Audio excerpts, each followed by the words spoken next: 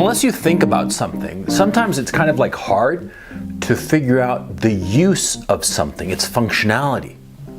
And like the question is like, what's a father for? What are you supposed to do as a father? Or more to the point, what should you expect from a father? What are they good for? This is a reasonable question, and it's a profound question, as a matter of fact. Because most of the time you'll find that simple questions are often the most profound. Now, insofar as the issue of what a father is, I've given it some thought. And I've come to the conclusion that a father is necessary for three things. Okay? Now, the first and the most obvious is to teach his children, his sons, a trade or a craft, which makes sense, you know. I mean, we evolved, you know, we were primates at some time, and we got smart with Australopithecus or whatever the fuck it was, right? And we started hunting the woolly mammoth, right? And you develop certain skills, a certain ability, and certain craft insofar as hunting the woolly mammoth or whatever the hell you're doing, fishing, what have you. And so, of course, you're going to pass along that information that you learned to your son so that he can fish, so that he can hunt the woolly mammoth and survive, right? So the first purpose, obviously, is to teach a craft or skill or just a job to your son. And that's the most obvious one. But then the second one, which is less obvious, it seems to me, is teaching your son how to interact with the world, how to socialize with the world.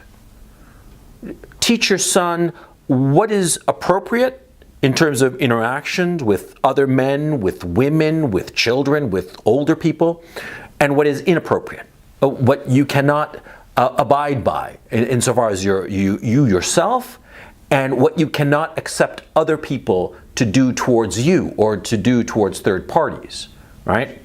I mean, like an obvious example, you know, you see a man raping a woman, and what do? Well, you go and stop the man, and you're taught that. You're taught that if you see a rape going on, you stop it. And this isn't like a new thing. This has been going on for millennia. Yeah, of course. We're not going to like, oh, look, the guy's raping that girl, let's join. No, it doesn't work that way, okay? What happens is that you are taught that if you see an injustice, you should stop it. And this is part of the whole bag of a father teaching his child how to socialize, how to act socially in the world. And the third thing that a father should teach his son, it seems to me, and the third reason that a father is necessary, is to teach his children self-control, to control his impulses, to control his whining, and wait for the opportune moment to get what he wants. Self-control. Let's think about these three issues. Now, the first one is pretty obvious, right? Your father teaches the son how to do whatever, how to hunt the woolly mammoth or fish. That seems pretty self-explanatory. But the second one is actually kind of interesting. What's this issue about socializing? Well, quite simply, you know, a father, what is he teaching? He's teaching by example how to interact with other people. Now, why is this important? Because from an evolutionary perspective, we evolved to socialize with one another, to cooperate with one another so that we would all survive. Because on this earth, one man alone cannot survive. It's not like bears. You know, you ever seen a bear? Bear can survive on his own. No problem.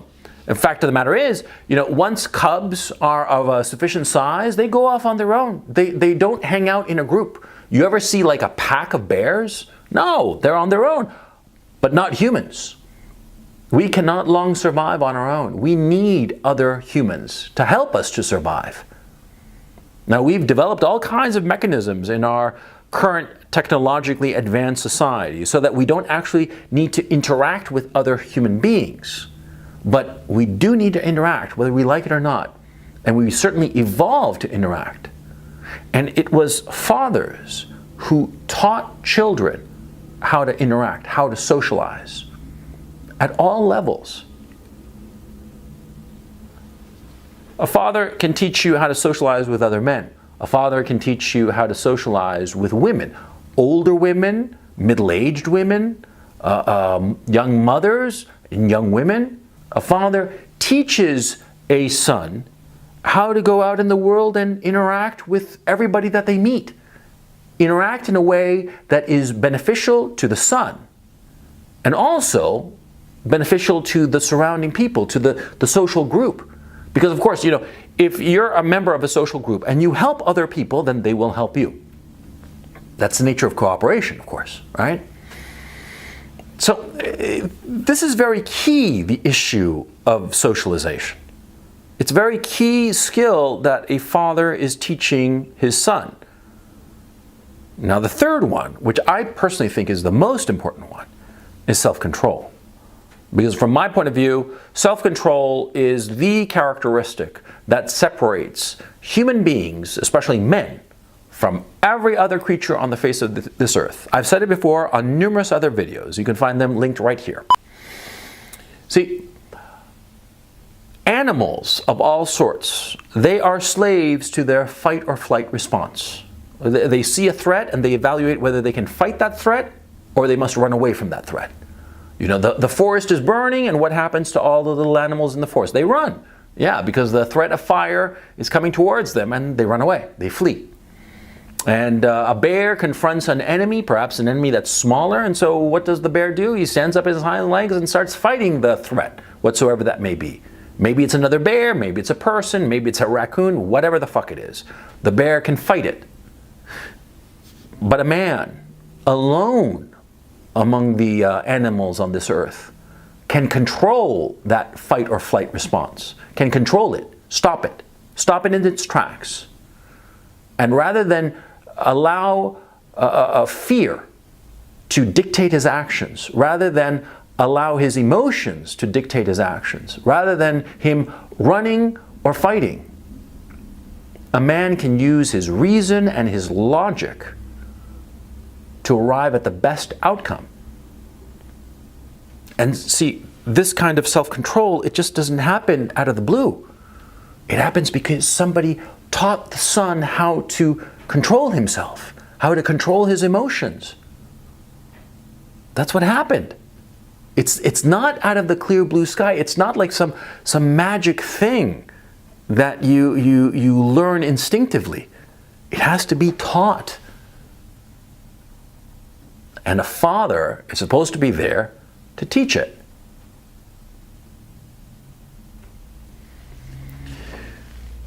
Nowadays, of course, fathers are belittled because in our current society, in these times, people don't know what a father is good for. What is the use of a father? They don't understand it. They haven't thought it through. And these three necessary reasons, these functions that I enumerated, teach a child a craft or a skill to survive, learn to socialize with the people around you, and control yourself, control your fight or flight response most especially. See, people today have no idea that these are the reasons that a father is important. And so they belittle fathers. And they belittle them and they look down on them. Look at television programs, like cartoons, right? The father figure in the cartoon or television show or what have you, it's not father's knows best. It's rather that the father is a buffoon or a weakling or a zero or a nothing. Yeah. He's laughed at, he's mocked. The mother knows everything. The father, he's just baggage, just baggage and maybe some cheap laughs. And that's about all, right? Look at any cartoon for children, look at any television show. Yeah. Everywhere you look, a father is belittled. A father is looked at as a joke. And this actually makes sense. Because we live in this kind of neoliberal capitalist economy. And what does this economy encourage? It encourages you to consume, to give in to your emotions, especially desire. It wants you to get more stuff and not have self-control. right? That's why you have all these fat fucking people all over the fucking place. These giant fucking orcas that weigh about 1,000 fucking pounds all over the place in their little scooters. Yeah, all over the goddamn place. What are they? They are the product of zero self-control. They don't have like one Big Mac and fries and a Coke. Nuh-uh. They have 4 Big Macs and 5 or 6 fucking French fry things. And they've got like the big gulp, the gallon jug thing that's just, good God. And they devour it all because they have no self-control, because no one taught them. Because the fathers who were there didn't know that that was their job, because the fathers were belittled. The fathers were shit upon. And what happens with so many young men who are failures at socialization, right? Or worse, they're these entitled little shits. Have you seen these entitled brats who expect the world to revolve around them and who have no conception of how to socialize with their peers or adults or anybody? Huh? Have you wondered why they are like that? Why are they so entitled? Why they are so spoiled? Simple. They were raised by mothers. Sure, because what does a mother do? A mother soothes the kid. Yeah, a mother soothes the kid. The kid is having a tantrum, and what does the mother do? When it's a baby, she gives him her tit. When it's a little bit older, she soothes him and say, there, and gives him a candy or gives him whatever to calm him down. Because what do fathers do? What do I do, for instance? When the kid starts, acting up, I say, stop acting up. Stop doing that. Control yourself. And sometimes I have to tell him, you got to take a time out. You got to just sit there and you're going to wait and just, until you're done tantruming, right? And the kid doesn't like it and he's angry, of course, but then, little by little he starts to get better at this shit of self-control. But a mother doesn't teach self-control. A mother indulges the child. See what I'm saying? The mother indulges the child, and our society indulges these children, and these children grow up into adults who have no self-control and no understanding of how to socialize with other people. They expect everybody to do things for them. It's because of the mothers, because there was no father. And the father didn't know what he was supposed to do. He didn't understand that an essential part or task that he was required to do for the education of his children was to provide lessons in self-control and lessons in how to socialize with other people. They weren't taught that. So they didn't teach it to their son. And insofar as occupations, right? Well, you have nowadays, we have a very sophisticated educational system that allows us to learn whatever craft or trade or profession we are interested in. And this is a magnificent thing. It's a good thing. It's better than the past. Because in the past, if you were, say, a fisherman and you fucking hated fish, well, too bad, motherfucker. You're going to have to be a fisherman, like it or not, right? And you'd spend your whole life doing something that you hated, but you needed to do it in order to survive. You needed to be a fisherman so you could get the fish and eat the fish and not die, right?